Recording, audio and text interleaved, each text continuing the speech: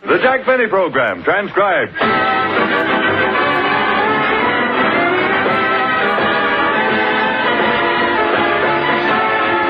Starring Jack Benny with Mary Livingston, Phil Harris, Rochester, Dennis Day, and yours truly, Don Wilson.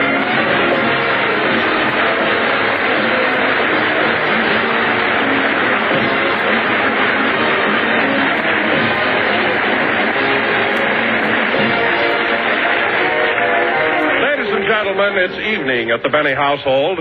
Rochester has just finished, Jack has just finished dinner, and now is in the kitchen helping Rochester with the dishes.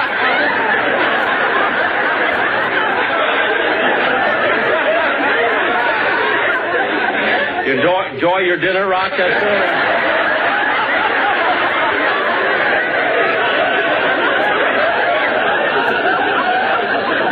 Well, that ought to be enough water, Rochester. Yes, sir. By the way, boss, it's awful nice of you to help me with the dishes tonight. Well, after all, Rochester, it's your birthday and your friends are giving you a party. I know you want to get away. By the way, how old are you today? 43. Gee, 43. Yep. What are you laughing at? It's hard to believe that when I first started working here, I was younger than you. Yeah. Now, hand me the silver and I'll dry it. Here you are. Say, boss, you've got some new silverware, haven't you? What do you mean? Well, look at this fork. On the back it says Romanovs. Oh, well, that's a family heirloom given to me by my Aunt Harriet. Harriet Romanoff. Well, what about this spoon here? It says Chasen's. Oh, I got that from another aunt of mine, Matilda Chasen. Yeah. Oh. Say, boss, this fork here, was that given to you by... No, I'm not going to ask. What? I know you haven't got an aunt named Pig and Whistle.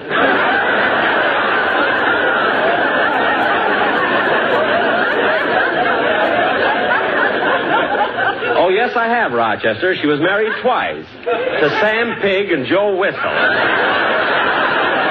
Now, leave me alone. Rochester, answer the door, will you, please? Yes, sir. Oh, hello, Miss Livingston.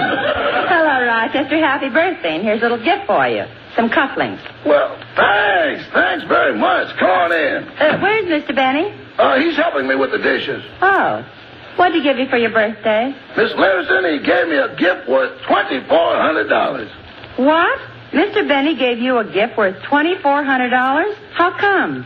Well, as Mr. Benny explained to me, he's a great artist on the radio and gets $12,000 for his broadcast. Uh-huh. The broadcast is only 30 minutes long, which means he gets $400 per minute. Uh-huh.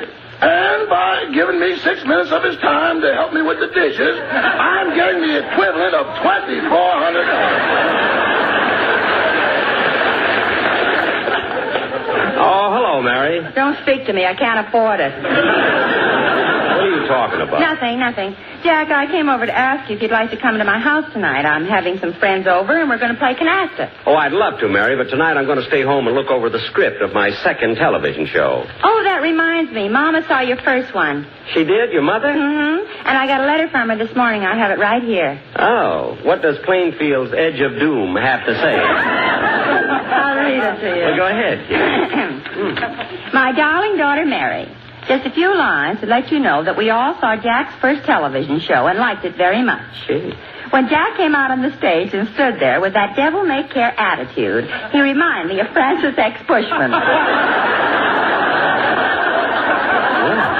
Jack's performance was so nonchalant, so casual, and so relaxed, we all fell asleep. What? In the time it took him to say hello again, this is Jack Benny, Milton Berle would have given us 3 guest stars. Well, Mary, we're different. I have my style of comedy, and Burl has everybody's. Go ahead, read on, Mary. And now, Mary, for a few lines about your sister Babe. Oh, read this slowly, Mary. That's the part that sends me, you know? Your sister Babe still isn't engaged, and I think her appearance is against her. Gee. She always looks like she just got up. We thought Babe finally landed a fellow last week. For 7 straight nights, a college student took her out. A college student took out Babe? But the 8th night, he didn't show up. He called and said the initiation was over. How do you like that? That's all the news now, so we're closed. Your loving mother, lovely young Rose Livingston. Mary, I'd like to ask her. I'll answer the door, Jack. Oh, hello, Phil. Hiya, Liv. How's the flower that bloomed in the May Company? Fine, Phil, fine. Come on in. Where's Jackson? Oh, he'll be... Hey, Phil, you're wearing glasses. Yeah, I decided I better get him to keep me out of trouble. Why? What happened? Well, a couple of days ago, Liv, I was riding down Hollywood Boulevard and I saw a cute little chick walking along and I whistled at her. Well, how did that get you into trouble? It was Alice. Oh, hello, Phil. Hiya, Jackson. Hello, Rog. Happy birthday. Thank you, Mr. Harris. Here, Rochester, I brought you a present. Thanks. What is it, hair tonic? You can use it for that if you want happy hair. Happy hair? Hey, Jackson, I want to ask you something. What is it, Phil? Well, a couple of weeks from now, me and my boys have to be out of town, and I want to know, do you think that you could possibly do a program without us? What did you say, Phil? I want to know if you could do a program without me and my boys. Well, Phil, I really don't know, but I'd be so grateful if you'd give me a chance to try. Believe me. Wait a minute, Jackson. That's no altitude to take. That's attitude. As far as I'm concerned, you can go right now. Altitude. A natural mistake for a chap who's always high.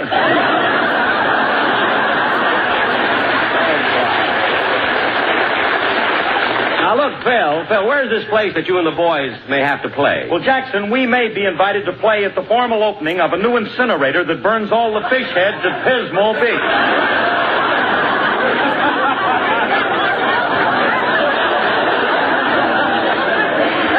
Well, congratulations, Phil. I think it's a step in the right direction. So take my advice. Oh, excuse me a minute. Hello? One moment, please. I have a long-distance call from Las Vegas. Las Vegas? Who can that be? Hello? Oh, hello, Dennis. What are you doing in Las Vegas? Who's this? Jack Benny, you called me. I did. I thought I was putting nickels in a slot machine. Oh, my Dennis, what are you doing in Las Vegas anyway? I'm up here sightseeing. Yesterday I saw the Hoover vacuum cleaner factory. The Hoover vacuum?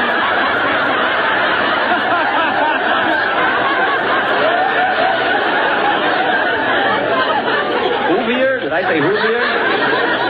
Remember our old president, Herbert Hoover? Oh, that's Herbert Heaver.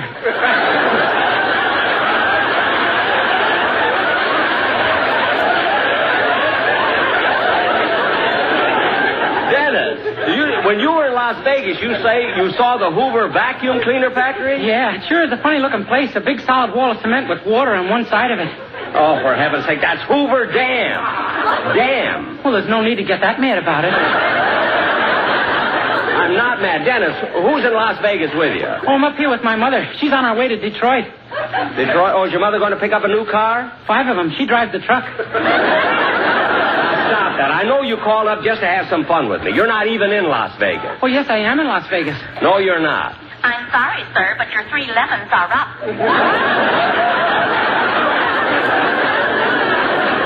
What? Now what do you got to say? Nothing. Believe me. Goodbye, Dennis. Goodbye. Mr. Day, Yes, operator. you're my favorite singer. Would you sing a song for me over the phone? Sure. Lucky for you, I walked into a phone booth that had a piano.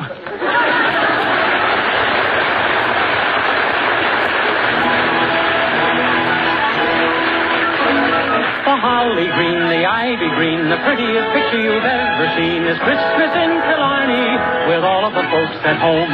It's nice to know to kiss your beau while cuddling under the mistletoe. And Santa Claus, you know, of course, is one of the boys from home. The door is always open, the neighbors pay a call, and Father John, before he's gone, will bless the house and all. How grand it feels to click your heels and join in the fun of the jigs and reels. I'm handing you no blarney, the likes you've never known. It's Christmas in Killarney with all of the folks at home.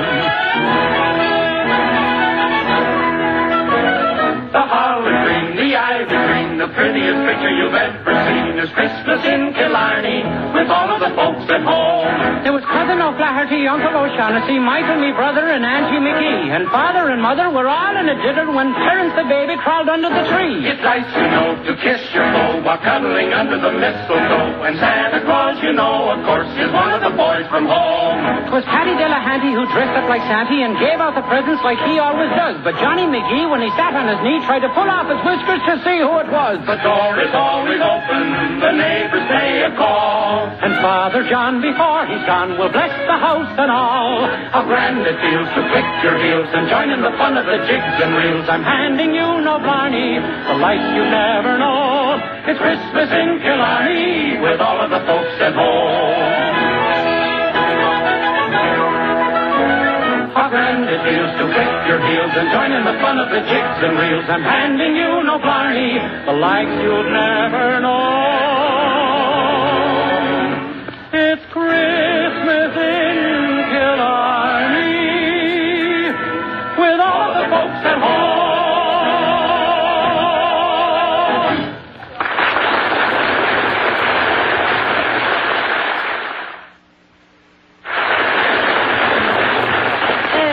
Jack, who was that on the phone before? That was Dennis. He told me he was up in Las Vegas. I don't know whether to believe that kid or not. Once he called me up and told me he was in Tokyo. And I bawled him out. Boy, was I embarrassed when he put MacArthur on the phone. So you can't tell. Say, Jack, I got to run along now. Are you sure you don't want to come over and play canasta? No, Mary. Thanks. How about you, Phil? Canasta? No, thanks, Liv. When I play cards, I just want to be dealt 5. 5, then halt. That's enough. But I'll drop you by your house if you like. Okay. Bye, Jack. So long, Hoovier. So long, Fishhead. Say, Rochester. Yes, boss. You can have the evening off if you...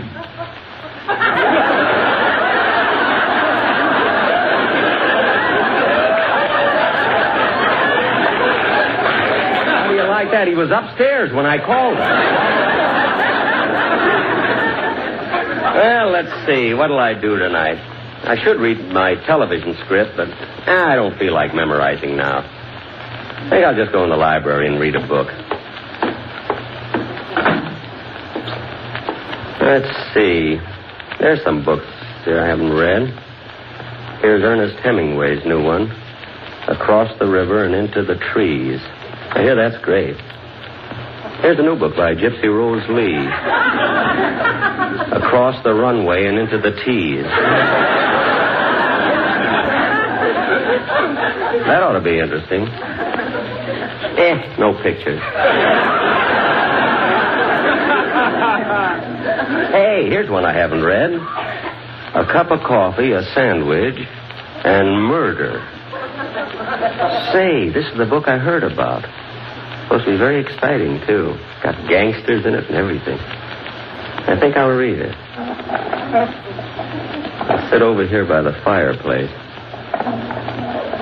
A Cup of Coffee, a Sandwich, and Murder. Chapter 1.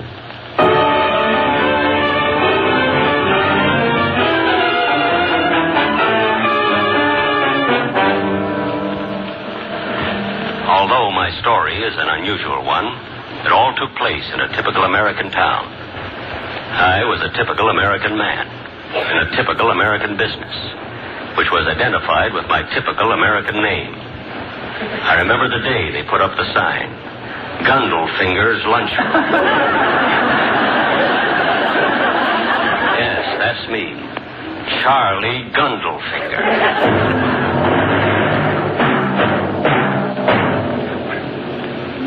As the story opens, it is midnight, and my lunchroom is deserted, except for one lonely customer.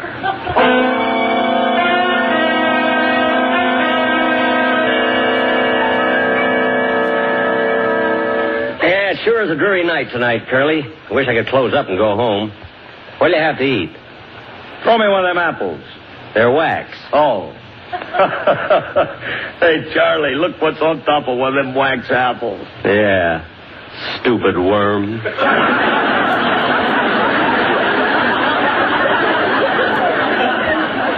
Come on, Curly. I want to go home. What do you have to eat? I don't know. What do you got? Well, how'd you like some squaw baked in wine? Nah.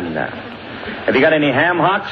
Stewed in bourbon? No, we're all out of ham hocks. Good. Just bring me the juice. Okay. Say, Curly, next week when you come in here, you won't know this lunchroom. It's going to be real ritzy. New curtains and drapes and rugs on the floor.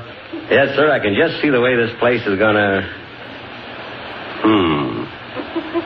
What's the matter, Charlie? What are you staring at? I was staring out the window. Two guys had just stepped off the curb and were crossing the street. I'd never seen them before. They looked tough. Very tough. One of them looked exactly like Richard Widmark. Courtesy of 20th Century Fox. They were coming this way.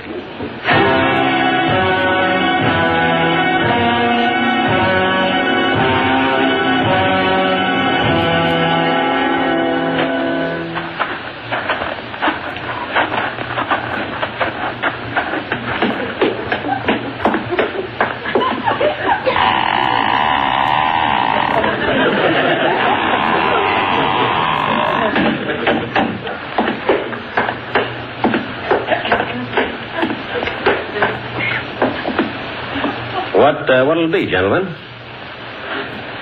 I say, what'll it be, gentlemen? Gentlemen, what'll it be? What are you shaking for, Blue Eyes?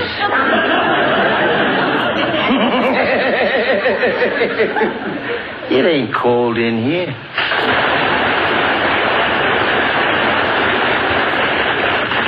I'm getting ready to close up, gentlemen, so if you want something to eat, you better order it. Hey, Slugger. What is it, Giggles?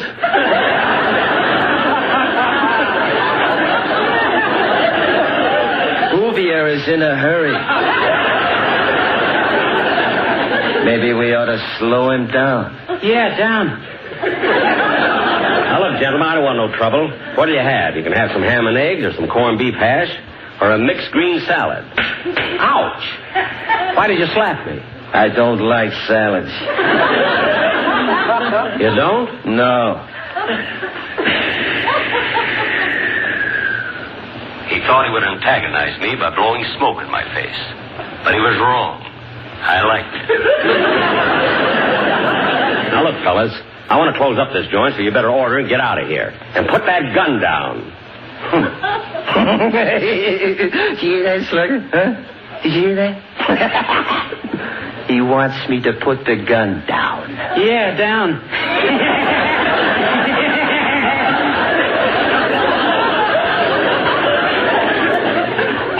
I was in a spot.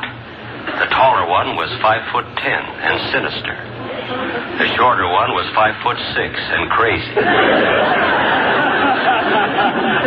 Crazy or not, he was a neat dresser. He even had a carnation in the hole in his head. In desperation, I looked toward my only customer, Curly. But he was no help. He was lying there under the table.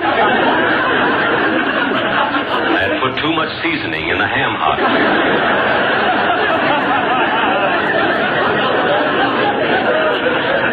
I knew these men were tough, and I'd have to bluff my way out.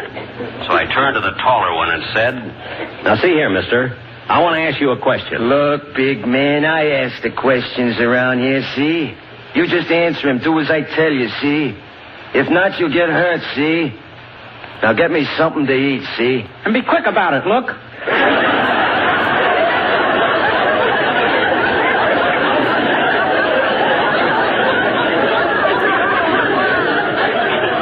Look? Where?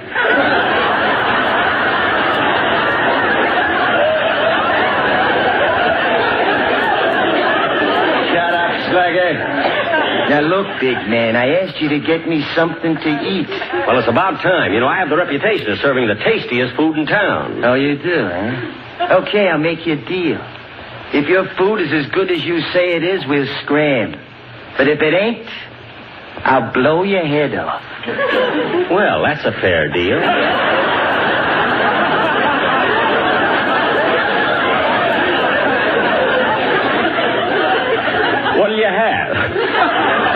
Throw me one of them apples.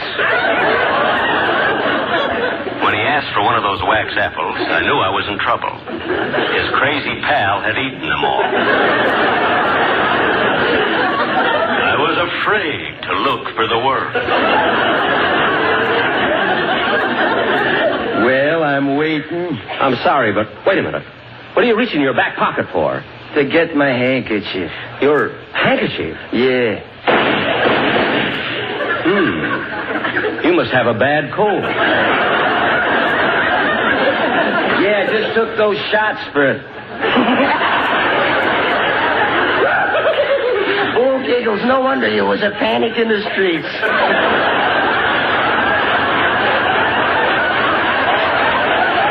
Look, I know what you guys want. You're a couple of gangsters. You're here to hold me up. Did you hear that, Slugger? The big man thinks we're here to hold him up. Yeah, up. Well, you got us wrong, Blue Eyes. We come in here to talk business with you. Business? With me? Yeah. We heard you're going to get this dump redecorated. Yes, I am. What's that got to do with you? Well, we want to know something. What? Who you getting your chintz from?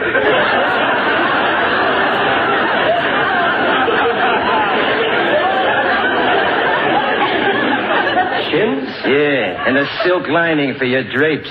I'm not going to have them lined. Now listen, big man, you're going to have drapes and you're going to have them lined, and you're getting them from us, see? Now, look, fellas, you can't come in here and intimidate me. I'm going to call the police. Okay, Blue Eyes. Go ahead, call the police. Well, I would, but I don't know the number. Oh, you don't know the number, huh? Well, maybe I could help you out. How can you dial the phone from way over there? Stand aside and I'll show you.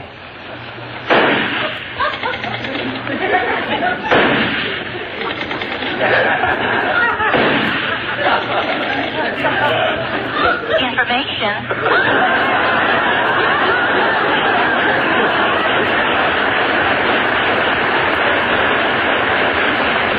What? Go ahead, big man, talk. And talk fast. I'm bleeding.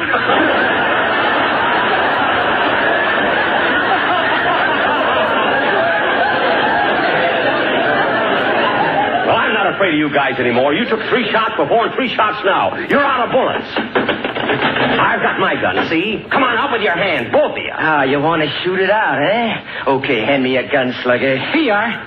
Now take that. No, not that one, your real gun. Oh, no, you don't. I got you guys covered. Take that.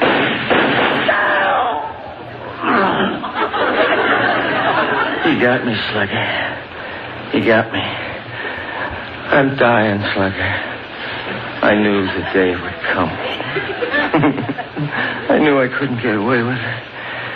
Oh, everything's getting dark. I can't see. I'm dying, Slugger. You gave me the kiss of death. And now there's no way out. Goodbye, Slugger. I'm dying. Dying. Well, fall down, you big ham.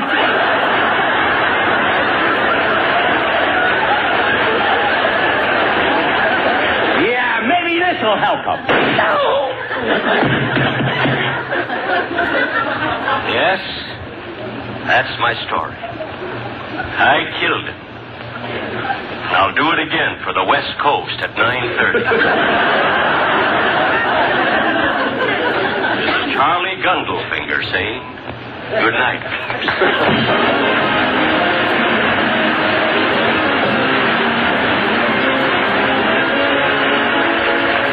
Ladies and gentlemen, the United States Treasury Department is conducting an intensified drive to sell more United States savings bonds. It's a terrific opportunity for you to create financial security and independence. If you haven't been buying savings bonds regularly, start now. Put more opportunity in your future. Invest in United States savings bonds. Thank you.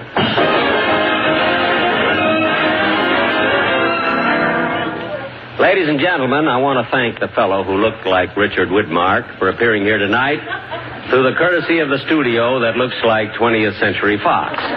Dick, I want to thank you very much for being on my program tonight. Well, I was happy to be with you, Jack, but there's one thing I'd like to ask you. What's that? When do I get paid? Paid? Yeah.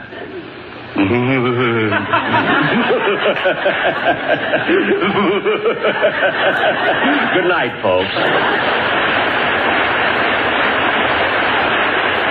Be sure to hear Dennis Day in A Day in the Life of Dennis Day. Next week, Jack Benny will